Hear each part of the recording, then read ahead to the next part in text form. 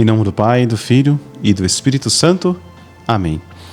Vos pedimos, ó Deus, o teu Espírito Santo sobre cada um de nós, nesta manhã em que nos colocamos na vossa presença, para que, inspirados pela vossa palavra, possamos realizar a vossa vontade.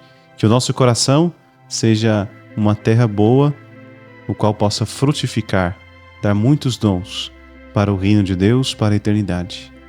Em nome do Pai, do Filho e do Espírito Santo. O Evangelho dessa oitava de Páscoa, neste sábado, nós vamos meditar o Evangelho segundo Marcos, capítulo 16. Depois de ressuscitar na madrugada do primeiro dia, após o sábado, Jesus apareceu primeiro a Maria Madalena, da qual havia expulsado 7 demônios. Ela foi anunciar isso aos seguidores de Jesus, que estavam de luto e chorando. Quando ouviram que ele estava vivo e fora visto por ela, não quiseram acreditar. Em seguida, Jesus apareceu a 2 deles com outra aparência, enquanto estavam indo para o campo. Eles também voltaram e anunciaram isso aos outros. Também a estes não deram crédito. Por fim, Jesus apareceu aos 11 discípulos enquanto estavam comendo. Repreendeu-os por causa da falta de fé e pela dureza de coração, porque não tinham acreditado naqueles que o tinham visto ressuscitado. E disse-lhes: Ide pelo mundo inteiro e anunciai o Evangelho a toda a criatura. Palavra da salvação, glória a vós, Senhor. Interessante o que escutamos nesse versículo 12.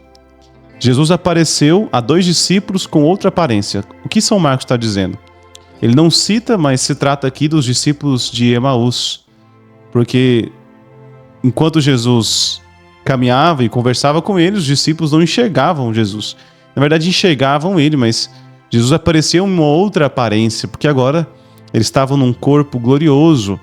Então, o corpo glorioso de Jesus mudava-se de aparência, né? Porque ele apareceu uma vez a Maria Madalena e ela pensou que se tratava de um jardineiro. E Jesus disse: não, sou eu, Jesus. Agora ele aparece aos discípulos de Emaús e eles também não percebem quem é Cristo. Por quê? Por qual motivo? Está nos indicando de que nosso Senhor Jesus se aparece no meio de nós de várias formas. E aqui ele nos dá a oportunidade de enxergar a presença dele nos irmãos que estão ao nosso lado. A gente quer, e o desejo de todo mundo é enxergar Jesus, né? Todos querem ver Jesus.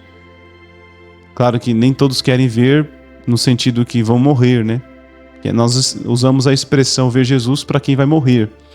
Mas tenho certeza que se eu perguntasse para cada um: você quer ver Jesus? Você gostaria de enxergar como era o corpo de Nosso Senhor, com toda a sua aparência, com toda a sua beleza e formosura? Com certeza cada um de nós iria querer ver. Por isso que ficamos emocionados quando assistimos a Paixão de Cristo, ou quando recentemente fizeram uma representação em 3D do corpo de Nosso Senhor Jesus, segundo o Santo Sudário, fizeram um trabalho magnífico em relação a isso.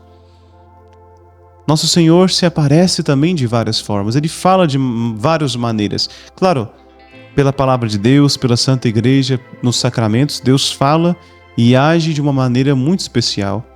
Mas também temos que estar atentos ao que Deus pode estar falando conosco hoje, através de uma situação, através de uma provação.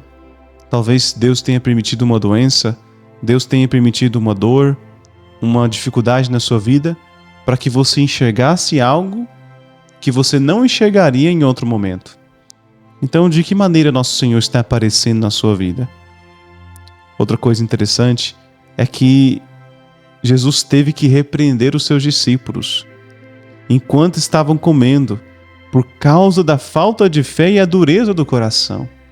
Será que nosso coração também está duro como os dos discípulos? E nós corremos esse risco, mesmo vendo os milagres, mesmo vendo as maravilhas que Deus tem feito em nossas vidas, ainda podemos cair na tentação de não acreditar. Podemos cair na tentação de duvidar, como os discípulos. Cada um de nós passa por momentos difíceis da vida, mas temos que ter fé, temos que acreditar até o fim. Peçamos a Deus a graça de um coração que seja como o dele.